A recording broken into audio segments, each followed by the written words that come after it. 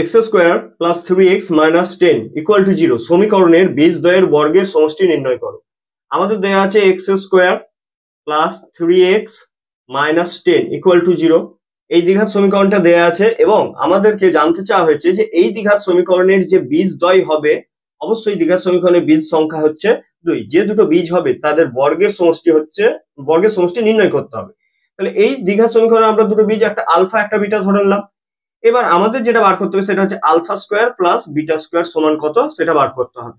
ওকে, alpha square plus beta square বার করার আগে আমাদের আলফা প্লাস বিটা এবং আলফা ইন্টু বিটা এই দুটো জিনিস বার করে নিতে হবে, অর্থাৎ বীজদ্বয়ের যোগফল এবং বীজদ্বয়ের গুণফল। বীজদ্বয়ের যোগফলের ফর্মুলা কি? বীজদ্বয়ের যোগফলের ফর্মুলা হচ্ছে মাইনাস দিয়ে এক্স এর সহগ বাই এক্স স্কোয়ারের সহগ। এক্স এর সহগ কত? এক্স এর সহগ হচ্ছে এখানে 3 বাই এক্স স্কোয়ারের সহগ কত? এক্স স্কোয়ারের সহগ হচ্ছে 1। ওকে, সমান minus 3। Alpha into beta, alpha into beta কথার মানে হচ্ছে ধ্রুবক পদ। ধ্রুবক পদ কত? ধ্রুবক পদ হচ্ছে এখানে -10 বাই এক্স স্কোয়ারের সহগ কত? 1 সমান আসছে -10।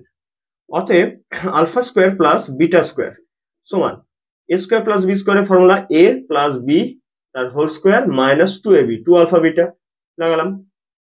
আলফা প্লাস বিটা কত আছে আমাদের এখানে? -3 তার হোল স্কোয়ার -2 আলফা বিটা মানে কত বেরোলো আমাদের? -10 সমান -3 স্কোয়ার করলে আসবে +9, মাইনাস মাইনাস হবে প্লাস, 10 গুণে কত? 20 সমান আসছে 29। সো আমাদের রিকোয়ার্ড আনসার হচ্ছে 29।